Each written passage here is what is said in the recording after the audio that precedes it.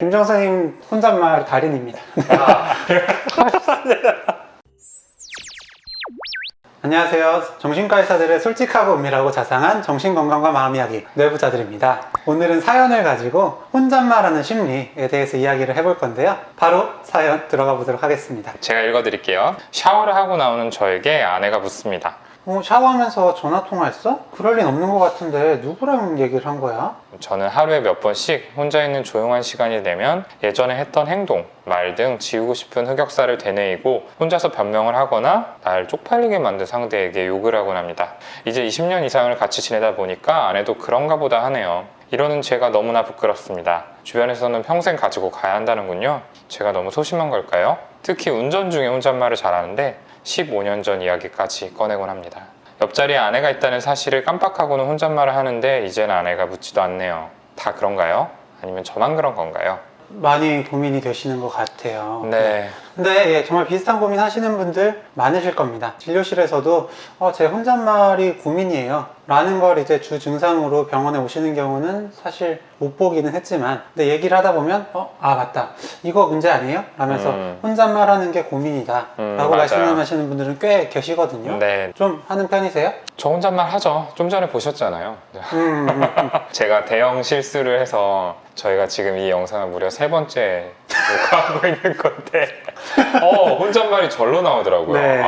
내가 왜 그랬을까? 안 되는데. 원래 이런 거 잘 실수 안 하는 사람인데. 아무튼 전 뭐 자주 하죠. 네, 저도 자주 해요. 그러지 말걸.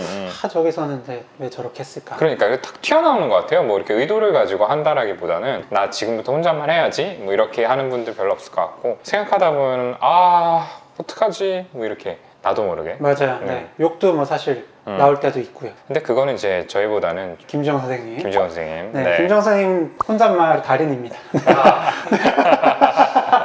네, 제가 의국에서 같이 생활할 때도 윈년차 선생님이라든지 교수님이라든지 가리지 않고 다 지나간 일이잖아요. 네. 혼잣말 이거예요. 그리고 멀리 거슬러 갈 것도 없이 제가 어제 김지훈 선생님 만났는데 어제 혼잣말을 좋아하시더라고요. 허경 선생님 좀 마음에 안 든다 이렇게. 야! 저분이 저렇게 조절이 안 되세요?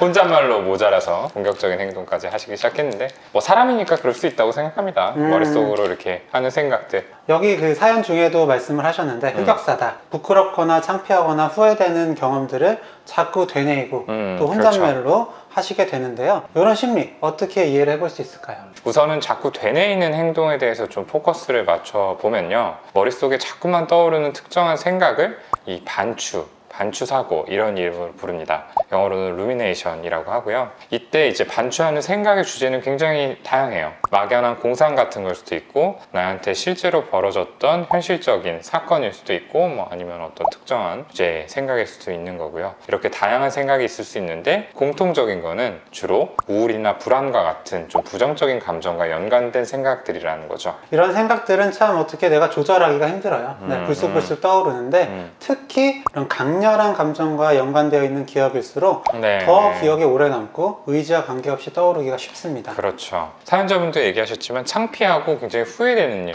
이런 것들은 부정적인 감정 중에서도 굉장히 강렬한 것들이기 때문에 이런 것들을 반복적으로 하는 건 어떻게 보면 자연스러운 일이다, 이렇게 생각을 해볼 수 있을 것 같아요. 잊어버리려고 해도 자꾸만 머릿속에 떠오르게 되는 거죠. 그럼 이렇게 부정적인 감정과 관련된 생각을 반복적으로 하는 게 저희가 반추다 라고 말씀을 드렸는데, 어떻게 보면 걱정이랑 비슷한 부분이 많아요. 걱정도 그런 부정적인 생각을 반복적으로 하는 거잖아요. 근데 반추와 걱정 차이가 뭐냐? 걱정은 미래에 올 불안, 내일 이렇게 되면 어떡하지? 이거 망치면 어떡하지? 아직 벌어지지 않은 일에 대해서. 그렇다면 반추는 과거의 일, 과거에 내가 했던 거나 생각과 관련된 과거와 미래의 뭐 차이가 있다, 그렇게 그렇죠. 이해를 하시면 좋을 것 같아요. 내가 녹음 버튼을 왜 안 눌렀을까?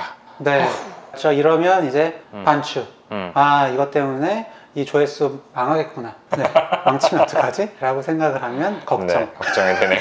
네. 이런 반추는 어떤 감정을 유발하는 사건을 접했을 때 이거를 심리적으로 처리하는 하나의 반응 양식, 반응 패턴이라고 할 수 있어요. 그러니까 자꾸 곱씹으면서 그 부정적 감정을 해소하려는 시도가 그 안에 깔려 있는 건데, 사실은 그 시도가 대개는 성공적이지 못합니다. 생각하면 생각할수록 오히려 그 감정이 증폭돼 버리는 그런 결과가 많은 거죠. 그래서 이런 패턴은 이제 우울증 같은 정신질환을 가진 분들에게 좀 흔하게 나타나는데, 이 반추만 있다고 해서 뭐 병이 있다 이렇게 단정 지을 수도 없고, 이 반추 자체를 병이다 라고 할 수는 없어요. 이거는 어쨌든 생각하는 어떤 일종의 패턴이다, 이렇게 생각을 해주시면 좋을 것 같습니다. 맞습니다. 네. 특별한 정신질환이 없는 경우에도 이런 반추 습관적으로 하시는 분들이 많은 만큼 나한테 이런 문제가 있는 거 아닐까? 네, 라고 너무 걱정하지 않으셨으면 좋겠어요. 그런데 이런 생각으로 끝나지 않고 혼잣말까지 하는 건 어떤 마음일까요? 이 혼잣말 부분은 취소라는 방어 기제로 좀 설명을 할 수 있을 것 같아요. 이 취소에 대해서 좀 설명을 드려보면은, 이 취소는 원래는 받아들일 수 없는 일을 했거나 어떤 죄책감 같은 감정이 들 때 그것과 반대되는 행동을 함으로써 그것들을 좀 무효화시키거나 상쇄하거나 하려는 무의식적인 시도를 의미를 합니다. 예를 들어서 친구를 죽이는 꿈을 꿨어요. 꿈에서. 근데 다음날 아침에 일어나서 친구한테 갑자기 좀 연락을 한번 해본다든지, 친구한테 뭐 밥을 사겠다고 한다든지, 이런 행동을 취소로 설명을 해볼 수 있는 거죠. 그러니까 친구를 직접적으로 죽인 그런 건 정말 범죄이기 때문에 있을 수 없는 일이지만, 그런 생각, 그런 꿈을 꿨다는 것 자체도 내가 혹시 그런 마음이 내 마음속에 있었나? 라는 것 때문에 죄책감을 유발을 하고 그거를 어떤 좀 보상적인 행동을 통해서 없애버리려고 하는 시도를 했다, 이렇게 볼 수 있는 겁니다. 미운 놈 떡 하나 더 준자 같은 반동 형성이랑 비슷한 부분들. 네, 반동 형성과도 좀 비슷하죠. 반추를 하면서 부끄럽고 후회가 드는 이런 감정들이 계속 드는데, 소가 여물을 되새김하는 것처럼 아무리 씹어도 이게 잘 소화가 안 되니까 결국 혼잣말이라는 취소, 방어 기제를 통해서 없애보려고 하는 겁니다. 그럼 이제 어떤 조언을 좀 드려볼 수 있을까요? 일단은 혼잣말 좀 할 수 있다고 생각합니다. 혼잣말 할 수 있다. 네. 아마 이제 주로 혼자 있는 상황 말 그대로에서 많이 하시는 것 같고, 누가 있어봐야 제일 가깝게 느끼시는 아내분이 있는 상황 정도에서 하시는 것 같은데, 그러면 뭐 특별히 문제될 일 없지 않나요? 그리고 아내분도 뭐 충분히 거기에 많이 익숙해지신 상태인 것 같고, 그리고 생각보다 주변에 누가 있는 상태에서 혼잣말을 했다라고 하더라도 사람들이 거기에 대해서 많이 의식을 하지 않습니다. 잠깐은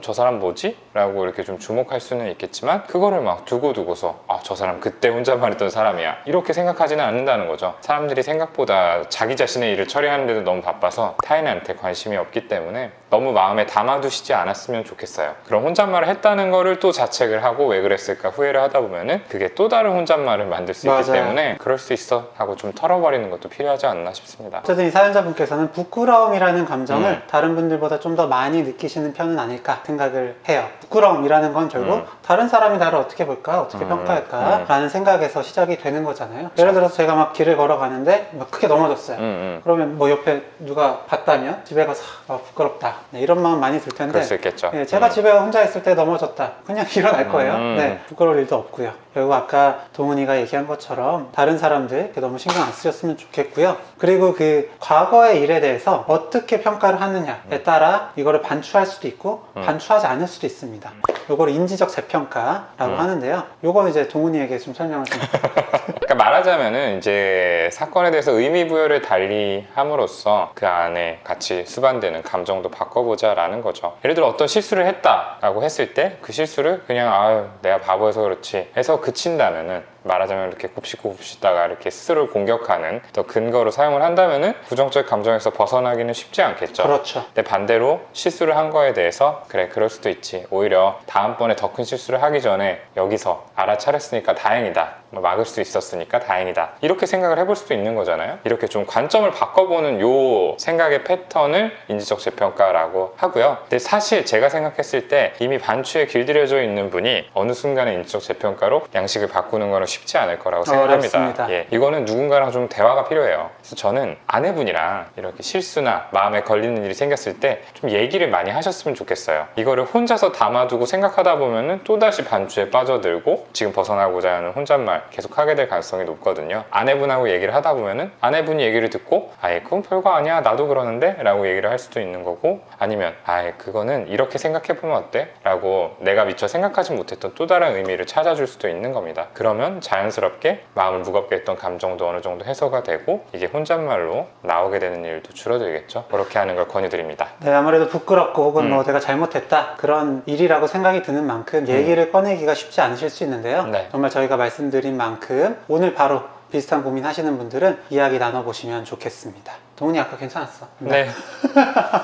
더 큰 실수를 막을 수 별일 있었겠죠? 아닙니다. 네. 그리고 다시 하니까 좀 더 자연스럽게 잘 된 것 같기도 하고요. 고마워요. 오늘 방송 여기까지고요. 저희는 다음 시간에 더 유익하고 흥미롭고 재밌는 컨텐츠로 찾아뵙도록 하겠습니다. 감사합니다. 감사합니다.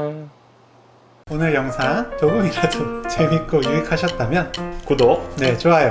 댓글 쓰기, 알림 설정까지 네, 꼭 부탁드립니다. 감사합니다. 감사합니다.